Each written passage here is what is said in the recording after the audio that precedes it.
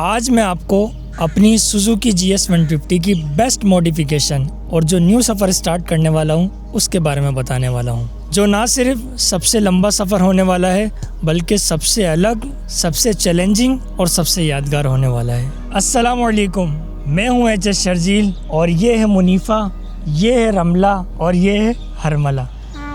और ये है हमारी सुजुकी GS150 जिसको मैं तकरीबन 3.5 साल से चला रहा हूँ और 70,000 किलोमीटर से ज़्यादा चला चुका हूँ और नेक्स्ट सफ़र भी इस बाइक पर ही करने वाला हूँ। और नेक्स्ट सफ़र शुरू करने से पहले अब तक का इस बाइक के साथ एक्सपीरियंस और मॉडिफिकेशन बताने और दिखाने वाला हूँ। तो चलिए शुरू करते हैं। सबसे पहले मैं आपको ये बता देता हूँ, ये 2022 का मॉडल है सुजुकी GS150 स्पेशल एडिशन। तो हम इसको हैंडल बार से स्टार्ट करते हैं। बेसिकली ये मैं उनके लिए बता रहा हूँ जो ये टूर के लिए बाइक रेडी करना चाहते हैं। बहुत सारे कमेंट आए हुए थे कि जो है ना शर्जील भाई आप जो है ना इसकी मॉडिफिकेशन के बारे में हमें बताएं।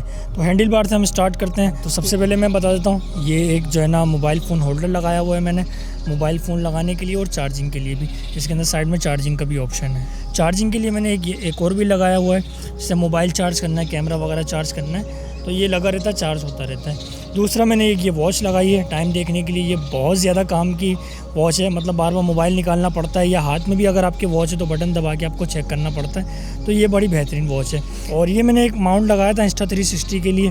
इसका जो है ना यहाँ से क्लिप गिर गया था तो ये लास्ट टूर पे तो ये बेकार हो गया था, तो उसके लिए मैंने ये जुगाड़ करके जो है ना ये एक लगाया है Insta360 कैमरा लगाने के लिए। कि ये लाइट लगाई हुई ऊपर, ये जो ऊपर लाइट लगाई हुई है ये मैं समझता हूँ किसी काम की नहीं है। मतलब ये अगर हम चलाते हैं तो सामने वाले के चेहरे पर पड़ती है, इसलिए मैं ये इस्तेमाल ही नहीं करता हूँ। और ये सब सामान जो है ना मैंने एक एक्सटेंशन बार लगाया है उसके ऊपर लगाया हुआ है। और यहाँ पर जो है ना 3 बटन लगाए हुए हैं, 2 लाइट्स के हैं और जो है ना एक इंडिकेटर के, चारों इंडिकेटर जो एक साथ चलते हैं। और ये मीटर के मुताबिक तकरीबन जो है ना ऑलमोस्ट 54,000 किलोमीटर चल चुकी है, लेकिन ये तकरीबन 72-73,000 किलोमीटर चल चुकी है क्योंकि इसका जो है ना मीटर की केबल ख़राब हो गई थी बलूचिस्तान के टूर पे। और ये मिरर लगाए हुए हैं अलग से, ये काफ़ी बेहतरीन क्वालिटी के हैं। जो इसके साथ आते हैं वो इतनी अच्छी क्वालिटी के नहीं होते, मतलब वो एक दफ़ा अगर आपकी बाइक गिरी तो जो है ना वो टूट जाते हैं। अब आ जाते हैं, ये हमने विंडशील्ड लगाई हुई है, इससे एक तो लुक भी निकल कर आ जाता है और है ना इससे हवा का भी प्रेशर थोड़ा बहुत कम होता है। विंडशील्ड लगाने के बाद एक प्रॉब्लम जो देखने को मिलती है ना वो ये है कि ये जब बाइक तेज़ चलती है तो ये बहुत ज़्यादा वाइब्रेट करता है और वो बहुत ज़्यादा इरिटेट भी करता है, जिसकी वजह से मैंने ये इसमें लगाया हुआ है ताकि ये वाइब्रेशन कम करे। और ये एक बहुत इंपॉर्टेंट चीज़ ये मैंने लगाया है हैंड गार्ड।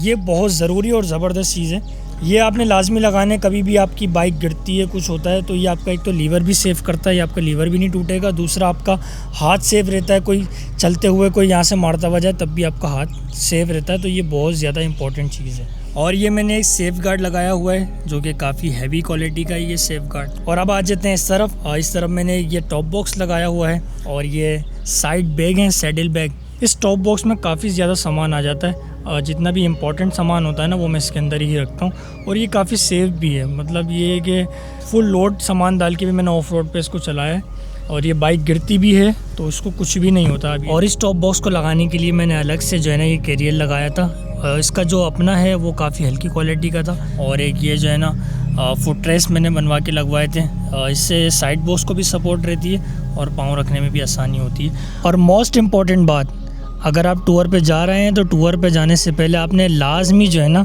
वो आपने टायर चेंज करने हैं। टायर जो है ना वो आपने ट्यूबलेस लगाने हैं, आपको ज़िंदगी का सुकून हो जाएगा। और आखिर में जो है ना ये एक इंजन प्लेट लगाई थी। तो जनाब ये थी मेरी बाइक की मॉडिफिकेशन जो मैंने करवाई हुई है टूर के लिए। 3-3.5 साल का मेरा जो एक्सपीरियंस रहा तो वो मैं आपको बता देता हूँ मेरे साथ किस तरह का एक्सपीरियंस रहा। मैं फिर बता रहा हूँ कि मैं कोई एक्सपर्ट नहीं हूँ, लेकिन जो मेरे साथ एक्सपीरियंस था वो मैं आपको बता देता हूँ, चाहे वो अच्छा है या बुरा है। सबसे पहले अगर मैं इसकी ओवरऑल परफॉर्मेंस के बारे में बात करूँ तो मुझे ओवरऑल जो है ना ये बाइक ओके लगी। बेहतरीन नहीं कहूँगा, ओके लगी, क्योंकि मैंने इतने सफ़र किए हैं। कराची से स्कर्दू गया हूँ, कराची से चाइना बॉर्डर गया हूँ, बलूचिस्तान में भी घूमा हूँ, तो कहीं भी जो है ना इस बाइक ने ये नहीं करा कि जो है ना ये बाइक बंद हो गई हो या कोई ऐसा प्रॉब्लम हो गया हो जो मैं बाइक लेके कहीं खड़ा हो गया हूँ। इतने सफ़र में कभी भी ऐसा नहीं हुआ। लास्ट टूर पर मेरे साथ ऐसा हुआ था जब मैं चाइना बॉर्डर से वापसी कराची आ रहा था, तो उस वक्त जो है ना ये बाइक चलते चलते बंद हो गई थी, वो भी मेरी गलती की वजह से, क्योंकि मैं इसका लॉन्ग टूर पे ऑयल जो चेंज करता हूँ वो 2000 किलोमीटर पे चेंज करता हूँ। मैंने 3500 किलोमीटर के बाद चेंज किया था, जिसकी वजह से जो है ना इसकी कैम वगैरह में इशू आ गया था। तो ये इस ऑयल बिल्कुल समझ लें ख़त्म हो गया था, जिसकी वजह से ये बाइक बंद हो गई थी। अब बात करते हैं इसमें मुझे क्या पसंद नहीं आया।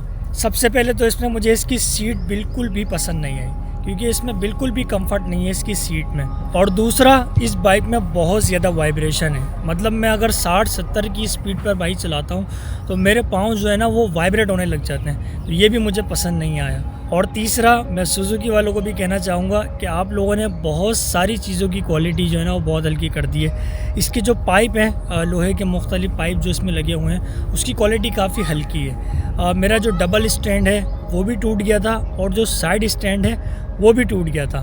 मतलब इसकी क्वालिटी इतनी हल्की थी, दोनों टूट गया था। दोनों मैंने दोबारा से वेल्ड करके लगवाया, मजबूत करवा के। बाकी हर बाइक में कुछ ना कुछ कमियां होती हैं, इसमें भी हैं, लेकिन ओवरऑल ये बाइक टूर के लिए बेहतरीन बाइक है। अब बात करते हैं कि हम नेक्स्ट टूर कहाँ का करने वाले हैं।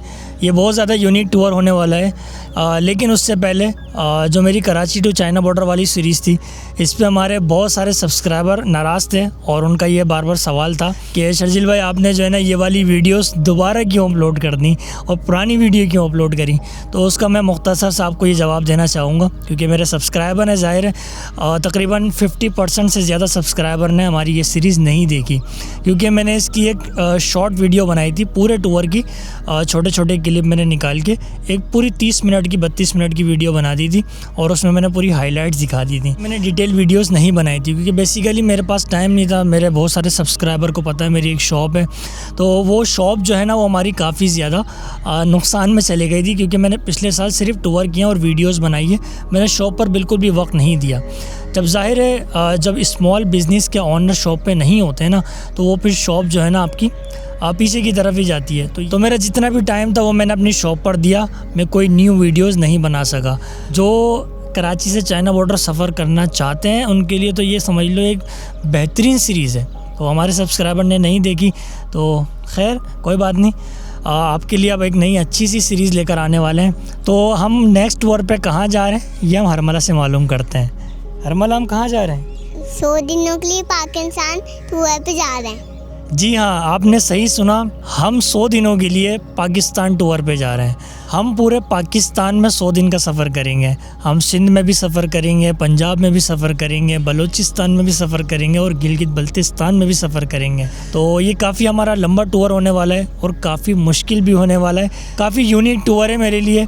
तो जितने हमने 7-8 महीने सफ़र नहीं किया तो उसकी सारी कसर निकल जाएगी। इस सफ़र में मेरे साथ कौन कौन होगा? इस सफ़र में मेरे साथ हरमला होगी, क्योंकि कोई जाए ना जाए हरमला तो लाजमी जाएगी। हरमला की मम्मा जाएंगी, और हरमला से जो छोटी बहन है हरमला की मुनीफ़ा, वो जाएगी। तो इस सीरीज़ में आपके फुल सपोर्ट की ज़रूरत है। मैंने इससे पहले कभी भी आपको नहीं बोला कि मुझे सपोर्ट करें, सब्सक्राइब करें, लाइक करें, लेकिन ये जो सीरीज़ स्टार्ट करने वाला हूँ आपने इसमें फुल सपोर्ट दिखानी है। और अगर कोई ब्रांड हमसे रब्ता करना चाहे अपनी प्रमोशन करवाने के लिए, तो दिए गए नंबर पे या ईमेल पे हमसे कांटेक्ट कर सकते हैं। और आखिर में एक बात कि बहुत सारे हमारे सब्सक्राइबर ये कहते हैं कि जो है ना आप हमारे पास आना, हमारे पास रुकना, हमारे पास स्टे करना।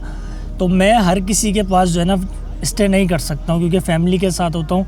मैं किसी के पास भी स्टे करता हूँ ना तो मैं सोच समझ के करता हूँ, क्योंकि बहुत सी जगह ऐसी होती हैं जहाँ होटल्स नहीं होते, तो मजबूरन कहीं ना कहीं किसी दोस्त के पास, किसी के पास जो है ना स्टे करना पड़ता है। अच्छा, मोस्ट इम्पॉर्टेंट बात कि हमारा ये सफ़र कब स्टार्ट हो रहा है। तो ये हमारा सफ़र स्टार्ट होगा इंशाल्लाह 15 जुलाई को। इंशाल्लाह आगे भी जो हो सकता है, लेकिन 15 जुलाई को हम ये अपना सफ़र कराची से स्टार्ट करेंगे।